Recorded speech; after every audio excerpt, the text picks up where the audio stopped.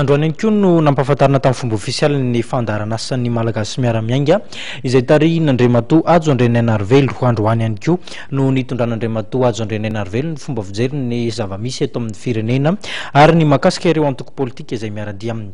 Vola Ravavo no mitondra ny antsipirin'ny vaovao, Tsirakotarson kosa nakan'izany. Tsy misy afa-tsy ny fifidianana ny vahaolana ahafahana mamany fahasahiranana lalina izay mahazo ny firenena amin'izao fotoana izao, araka ny hevitran'Andriamatoa Ajo Andrenenarivelo, ary nambarany fa manohitra ny fanovanana fanemorana ny fifidianana Andriamatoa Ajo Andrenenarivelo. Ifataony izao no mpiaroan'ny vahaolana ary ankehitriny dia voavaaka mazava zany na eto anivon'ny firenena na eo anatrehan'ny fikambanana iraisam-pirenena.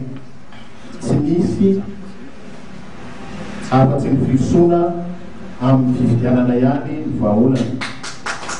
Izay dia tsy voanama an'izay mihevitra koa toerinay amin'ny herinay rehetra ny fidiadavana hanemorana na hanafoanana na ny fanovanany filahara ny fifidianana eto amin'ny firenena. Androany ihany koa no nanolotra ny fandaharana asa hiverina hanatsarana ny firenena ny malagasy miara-miainga.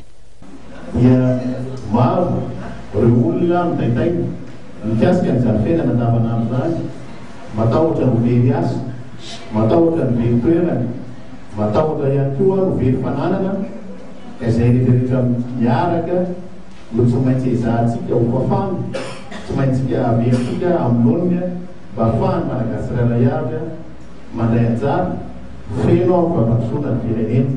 Tsy azo ekena ny anagarana firenena amin'ny zanaka malagasy izay voatery fitsoa ny fianarana dia mbola any amin'ny kilasy farany ambany.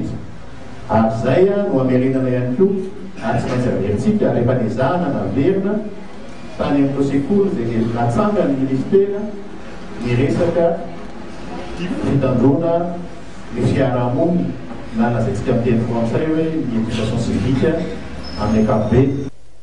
Androany dia nisy ny feonan'ny tampano gazety izay niarahan'ny candidat Ajo Andrenenarivelo miaraka amin'ireo atoko sy vondrony miaradia malagasy miara-miainga amin'ny fifidianana. Ankoatra ny IVAM, ny bureau politika ny avy, leader Fanilo, araka ny fantatra Androany dia anisana manohana n'Andriamatoa Ajo Andrenenarivelo amin'ny fifidianana filoham-pirenena ny antoko RPSD. Io nitapaka nandritra ny filan-kevim-pirenena nataon'ny ity atoko ity araka tamin'ny fankalazana ny tsingeritaona faha 20 nijoroan'ny antoko izay nitanterahana tany Ambositra androany.